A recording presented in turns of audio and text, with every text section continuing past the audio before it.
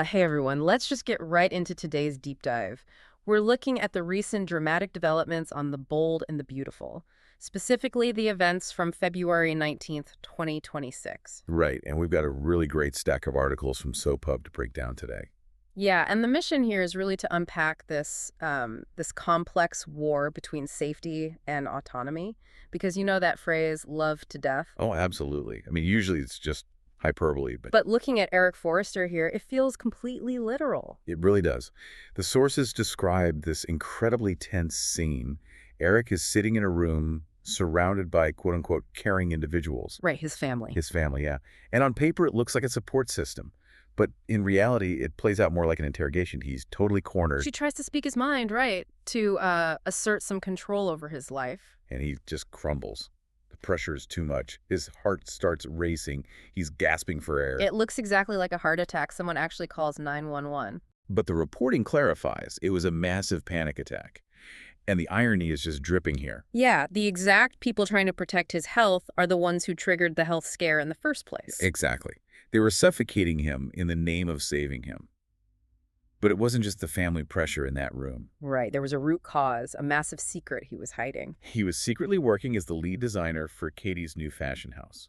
The Logan line. Yes, the Logan line. Which is wild context because Ridge and Brooke had basically forced him into retirement for his health. They treated him like this fragile antique. But Eric still wanted to design.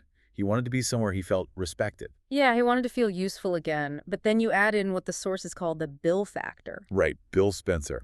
He was heavily involved in Katie's business, and he was pushing Eric relentlessly to rush this debut collection. And Eric is a perfectionist. Oh, entirely. He felt his initial designs were just wrong. So he scraps them, goes back to the drawing board, and is pulling these late nights. His wife, Donna, actually noticed him feverishly sketching. Yes.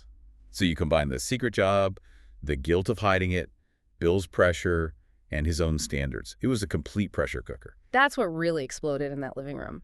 But the fascinating part to me is what happens when the EMTs actually arrive. He calms down almost instantly. His vitals stabilize. Once the secret is out, the panic just evaporates. Because the truth is finally in the open. And it leads to this really powerful emotional beat with Ridge. Where Eric tells his son he wants to be in charge of his own life. Yes, he literally says he wants to be in charge whether he lived or died. He absolutely refuses to be treated like a child anymore. Which is such a heavy line. He's choosing the risk of living fully over just existing safely. And Ridge finally gets it. He apologizes for making his dad feel unheard. It's a real turning point. Yeah. Ridge agrees to just be his rock, right? It's a truce. It is. The power dynamic shifts back to where it should be. So for you listening, if you're navigating dynamics with aging parents, that's a huge takeaway. They still need their voices heard. They have to advocate for themselves. Autonomy is just as important as physical safety. Absolutely. But before we wrap up, there is one massive loose thread from the articles. Oh, Katie's fashion house. Yes, the secret is out. The health scare happened. What becomes of Logan now? It's a great question. Because Ridge is backing off, Eric might just return to the fold at Forrester Creations. Right, and can Katie survive without a world-renowned designer? It feels like her whole business might be the real casualty of this family healing process. Definitely something for you to think about. Thanks for joining us on this deep dive.